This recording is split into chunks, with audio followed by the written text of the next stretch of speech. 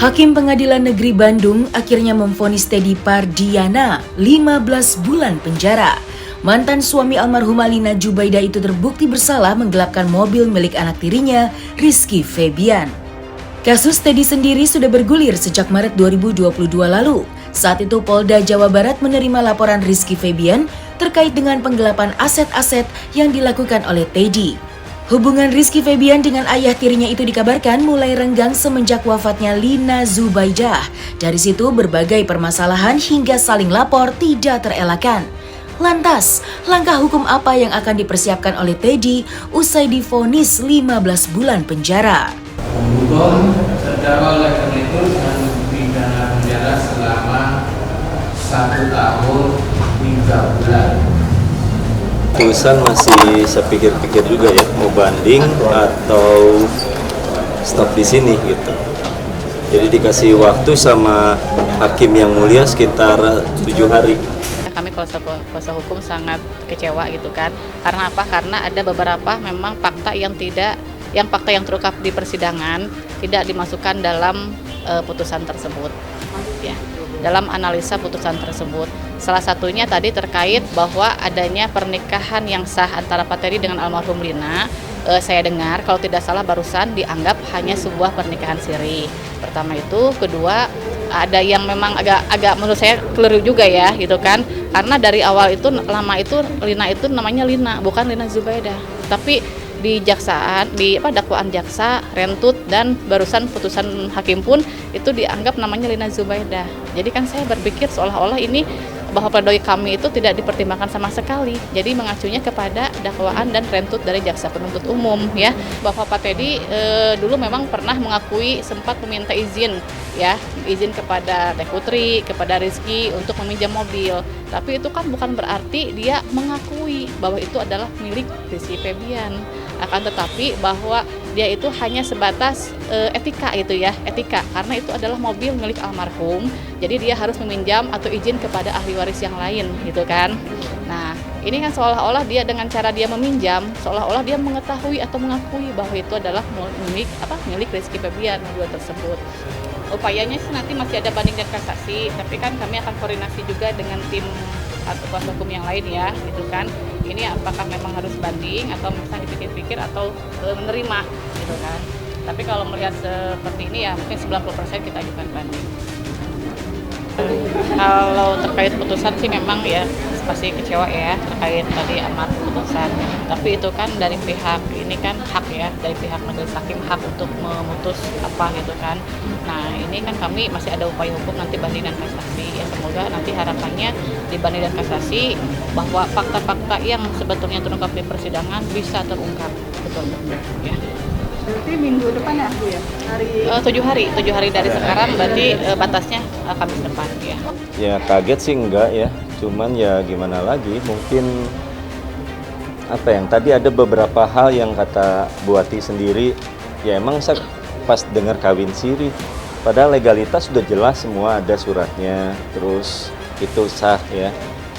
Dari kepemilikan juga secara yuridis atau secara hukumnya itu udah jelas juga atas nama istri. Makanya ini saya lihat dari mana gitu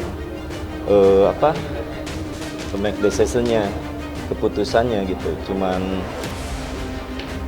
dibilangnya kalau emang punya Rizky Febian, kenapa secara fisik juga itu udah ada di almarhumah dari dulu gitu. Terus secara hukum juga kemarin saya lihat suratnya atas nama istri. Bukan berarti dia meyakini atau mengakui bahwa itu adalah mobil kepemilikan Rizky. Hanya saja itu kan mobil adalah milik ahli waris yang lain gitu ya, adalah milik dari peninggalan dari almarhum. Sudah menjadi kodrat atau misalkan orang Sunda istilahnya kan nggak mungkin tiba-tiba dia memakai kalau misalkan tidak ada bahasa misalkan etika juga gitu kan. Kenapa dia sampai bahasa minjam dulu gitu kan buat kepentingan Dede, itu kan memang sudah lumrah ya gitu kan. Bukan berarti mengakui bahwa itu milik Rizky, tapi kan karena itu adalah milik almarhum dan mungkin harus diizin dari ahli waris yang lain juga gitu kan. Nah ini kan seolah-olah dia bicara seperti itu bahwa itu diakui bahwa itu adalah milik Rizky ya, padahal faktanya adalah milik almarhum Lina Zubaidah yang notabene adalah istri sah dari Pak Teddy gitu kan.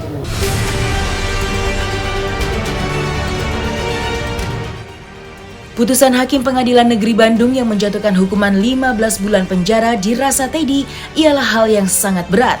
Putusan vonis yang dijatuhkan pada Kamis kemarin kini meninggalkan berbagai tanya untuk Teddy. Mengingat Teddy mempunyai seorang anak bernama Bintang, buah pernikahannya dengan almarhumah Lina Jubaidah. Saat disinggung mengenai sang anak usai dirinya divonis 15 bulan kurungan penjara, Teddy menyinggung anak Sule yang menurutnya tidak sesayang orang lain terhadap anaknya saat ini, Bintang. Lantas apa yang dilakukan oleh Teddy usai dirinya dinyatakan bersalah oleh Hakim Pengadilan Negeri Bandung? Benarkah Bintang akan diserahkan kepada orang lain? Ya itu dia, ibunya udah meninggal, sekarang saya malah ada amanah buat membesarkan si Dede Bintang, malah diseret suruh ditahan. Makanya saya yang bingung masalah anak sih. Kalau saya sendiri nggak ada yang ditakutkan ya, mau dihukum mau di apa, selama saya bisa menyelesaikan yang berhubungan dengan almarhumah. Udah 3 tahun belum beres-beres, sekarang mungkin finalnya mau beres, ya mudah-mudahan lah si Dede Bintang juga ada yang lebih sayang lagi kalau emang yang terpait atau gimana-gimananya gitu lah.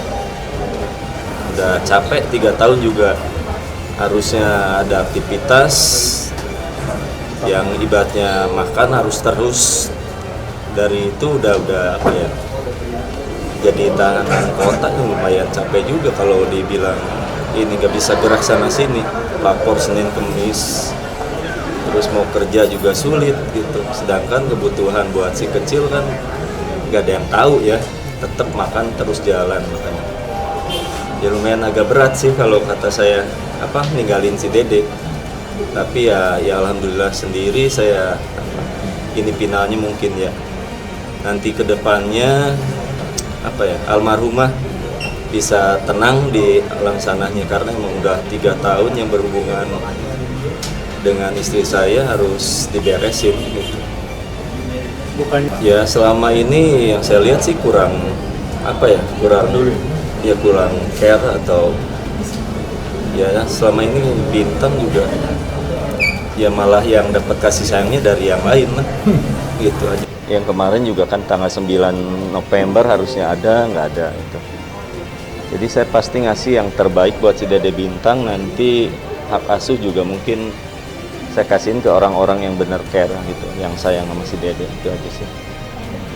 Gimana ya, memang tiap hari juga menghabiskan waktu sama si kecil, cuman ya saya harus prepare yang terbaiknya lah buat si Dede gitu. Kita minta izin lagi lah siapa yang emang yang nggak keberatan gitu, kalau emang terpait harus dihadapi, harus ibaratnya orang Sunda itu amit-mitip tosa sadu lah, harus bilang dulu apakah di ketitipan misalkan atau mau ngerawat Dede Bintang yang benar-benar sayang banget, yang tulus, terus beliaunya misalkan gak keberatan, ya saya pasti hitam di atas putih harus ada limit komitmennya gitu. Dia hidup ya alhamdulillah ya banyak yang sayang lah. Salah satunya ya saya juga dari masih ngobatan lah ya, masih pengobatan bekam, pijit atau itu masih saya lakuin. Terus dari Pak Ali Nurdin, jelas dari Bu Hajah atau Pak Haji juga masih support. Terus dari teman-teman saya juga banyak sih yang ibaratnya pas lama nggak bisa gerak, nggak bisa melakukan, ibaratnya kan dulu Januari itu harusnya udah golden gate-nya, saya roadshow harus ke Jepang, cuman dilaporin tanggal 6 ada pasal 338, 340 pembunuhan berencana, akhirnya gagal, ibaratnya mau pagelaran kesenian di sananya. Terus kemarin tanggal 18 Juli 2021 itu harusnya udah ke Inggris kerja lagi, udah dapat visanya, udah turun, tapi yaitu dia masih wajib lapor juga. Akhirnya nggak bisa apa-apa. Sebetulnya udah udah berat gitu kalau nggak bisa gerak sama sekali itu.